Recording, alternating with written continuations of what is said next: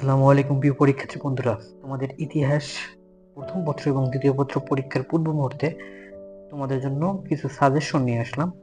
আশা করি সম্পূর্ণ ভিডিওটি যদি তোমরা দেখো তাহলে এখানে যা যা বলা হয়েছে এগুলো যদি পড়ে যাও তাহলে তোমরা পরীক্ষা ভালো একটা রেজাল্ট করতে পারবে এবং পরীক্ষার পূর্ব মুহূর্তে এই শর্ট সাজেশনটি তোমাদের জন্য অনেক উপকারী হবে।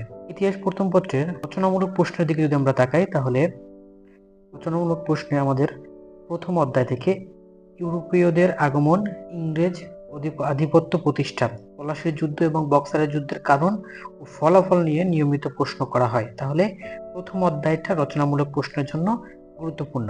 এরপরে দ্বিতীয় অধ্যায় ইংরেজ শাসনামলে প্রতিরোধ, সংস্কার ও জাতীয়তাবাদী আন্দোলন, তিতুমিরের আন্দোলন, 1857 সালে সিপাহী বিদ্রোহ এবং 1905 সালে বঙ্গভঙ্গ থেকে উদ্দীপক আসার সম্ভাবনা অনেক বেশি থাকে। তাহলে দ্বিতীয় অধ্যায়টাও রচনামূলক প্রশ্নের জন্য গুরুত্বপূর্ণ। এরপরে আসে চতুর্থ অধ্যায় পাকিস্তান আমলে স্বাধিকার আন্দোলন, ভাষা আন্দোলন, যুক্তফ্রন্ট নির্বাচন ও ঐতিহাসিক 6 দফা থেকে প্রতি বছর এখান থেকে প্রশ্ন থাকে, এগুলো পড়ে যেতে হবে।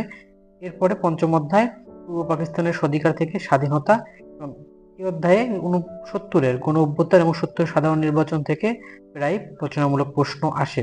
এবং ষষ্ঠ অধ্যায় সশস্ত্র মুক্তিযুদ্ধ ও স্বাধীন বাংলাদেশের অভ্যুত্থান, 7ই মার্চের ভাষণ, মুজিবনগর সরকার এবং সশস্ত্র মুক্তিযুদ্ধের ঘটনা প্রবাহ থেকে একটা দুইটা প্রশ্ন প্রায় থাকে, যদিও মুজিবনগর সরকার থেকে প্রশ্ন এবার নাও আসতে পারে, কিন্তু সশস্ত্র মুক্তিযুদ্ধের ঘটনা প্রবাহ থেকে একটি প্রশ্ন থাকার সম্ভাবনা থাকে। তাহলে ইতিহাস প্রথম পত্রের রচনামূলক প্রশ্নের জন্য প্রথম অধ্যায়, দ্বিতীয় অধ্যায়, চতুর্থ অধ্যায়, পঞ্চম অধ্যায় আর ষষ্ঠ অধ্যায়, এই 6টি অধ্যায় যদি ভালোভাবে পড়ে যাও তাহলে এখান থেকে রচনামূলক প্রশ্ন 4 থেকে 5টি আশা করি তোমরা কমন পাবে, এর বেশিও পেতে পারো। এবং এমসিকিউর জন্য এই রচনামূলক প্রশ্নের জন্য যদি পড়ো এইসব অধ্যায় তাহলে এমসিকিউর জন্য এইসব অধ্যায় কভার হয়ে যাবে। এরপরে আসি প্রথম অধ্যায়ের এমসিকিউর জন্য। রচনামূলক প্রশ্ন পড়লে সেখান থেকে এমসিকিউ কভার হবে। এরপরে তৃতীয় অধ্যায় থেকে কিছু এমসিকিউ আসে, সপ্তম অধ্যায় থেকে এমসিকিউ আসে এবং অষ্টম অধ্যায় থেকেও এমসিকিউ আসে।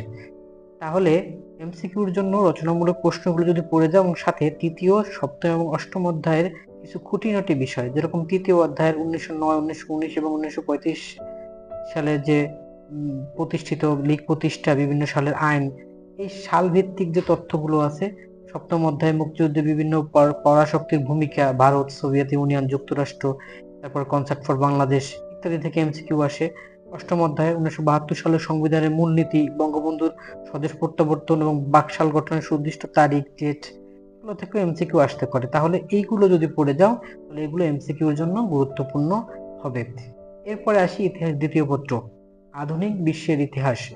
রচনামূলক প্রশ্নের জন্য দ্বিতীয় অধ্যায় ফরাসি বিপ্লব, 1789 সালে ফরাসি বিপ্লবের সামাজিক এবং অর্থনৈতিক কারণ। ষষ্ঠ অধ্যায় থেকে আর প্রশ্ন আসে জাতিসংঘ প্রতিষ্ঠার ভূমিকা, নিরাপত্তা পরিষদের ভেটো পাওয়ার, বিশ্ব শান্তি রক্ষায় সাফল্য এবং এর সীমাবদ্ধতা।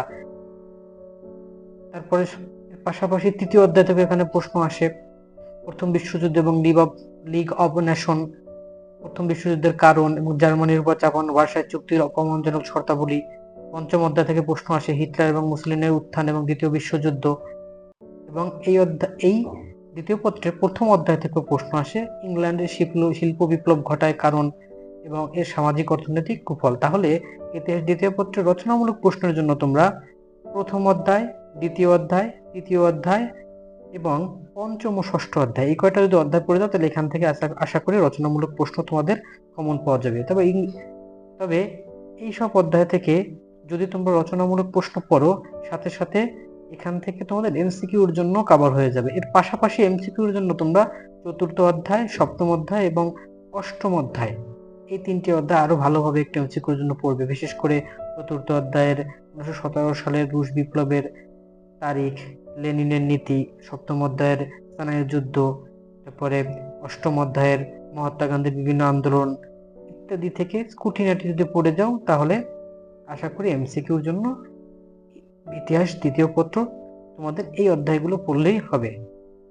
এই ভিডিওতে যেসব অধ্যায়ের কথা বললাম এবং যেসব টপিকের কথা বললাম, আশা করি এই টপিকগুলো যদি ভালোভাবে পড়ে যাও তাহলে ইতিহাস প্রথম পত্র এবং দ্বিতীয় পত্রে তোমাদের রচনামূলক এবং এমসিকিউর জন্য এর বাইরে কিছু পড়া দরকার হবে না। ধন্যবাদ সকলকে।